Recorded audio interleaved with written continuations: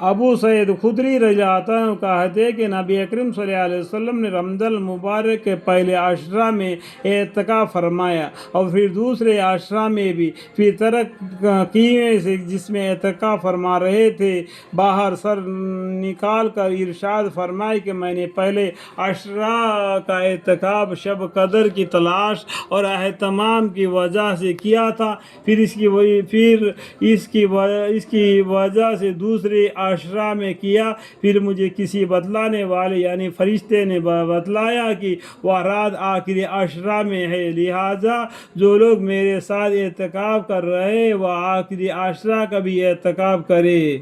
تو دیکھو رمضان مبارک میں آخری طاق راتیں بولتے ہیں، 30 راتیں ہوتے ہیں نا، پہلے 10 راتیں اللہ کی رحمت کی ہے، تو ایمان کا یعنی ہمیشہ کلمہ طیب کا ذکر کرنا، اور دوسرا کلمہ کیا ہے، شہادت پڑھتے رہنا، اور دوسرا عرصہ مغفرت کا ہے، معافی مانگتے رہنا، تیسرا عرصہ جہنم کے عذاب سے بچنے کی دعا مانگنا، اور اعتکاف میں شب قدر کو حاصل کرنے کے لیے طاق راتوں میں شب قدر رہنا، یعنی 10 راتیں باقی پچھلے روزے۔ ٹھیک ہے، سمجھ میں آ گیا؟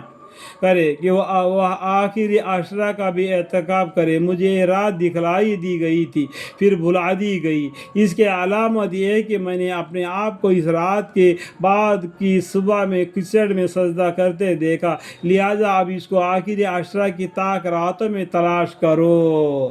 آخری طاق راتوں میں مطلب 20 روز کے بعد میں 30 روز تک یہ طاق راتیں بولتے ہیں، اس میں شب قدر کی تلاش کرو اور دعائیں مانگتے رہو، اللہ سے معافی مانگتے رہو۔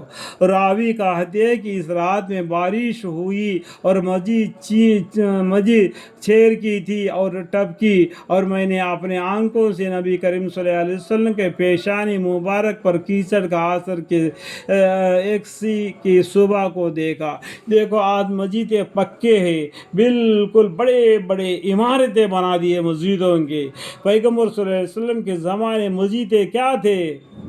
تو تھوڑا سا ایک مکان تھا جس کے اوپر گھاس وغیرہ ڈال کے وہ دھوپ سے، بارش سے، ٹھنڈ سے بچنے کے لیے مسجدیں بناتے تھے۔ تو یہ کبھی بارش گر جاتا تو مسجدیں پورا بھیگ جاتے پانی سے، اور سجدہ کرے تو زمین کا چیکڑ پیشانی کو لگ جاتا ہے۔ اسی طریقے سے جو پان پتے سے اور مسجدیں بنا دیتے ہیں، کہ جیسا کہ گھر بھی بناتے ہیں آج کل، وہ بارش میں ٹپکتا ہے۔ تو سمجھ میں آ گیا ہوگا آپ کو اس بات کو۔ تو یہ صحابی کہتے ہیں کہ راوی کہتے ہیں کہ اس رات میں بارش ہوئی اور مسجدیں چھیری کی تھی، یعنی کپتوں کی تھی، وہ ٹپکی، یعنی بارش کی وجہ سے ٹپک گیا جو مسجدیں بھیگ گئی، اور میں نے اپنے آنکھوں سے نبی اکرم صلی اللہ علیہ وسلم کے پیشانی مبارک پر کیچڑ کا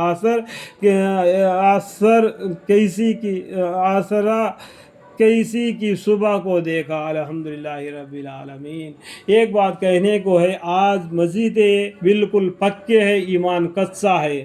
اس زمانے میں مسجدیں کچے ہیں، ایمان پکا ہے۔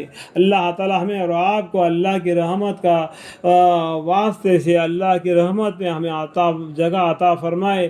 ہمیشہ اللہ کی رحمت، اللہ کے فضل ہم پر بارش کے طرح برسے۔ میرے حق میں، میرے بیوی، میرے بچے، میرے پورے خاندان وسیلہ تا قیامت نسل بانسل ان سب کے حق میں میں دعائے مغفرت مانگتا ہوں۔ اللہم اغفر لی، اللہم اغفر لی، اللہم اغفر لی۔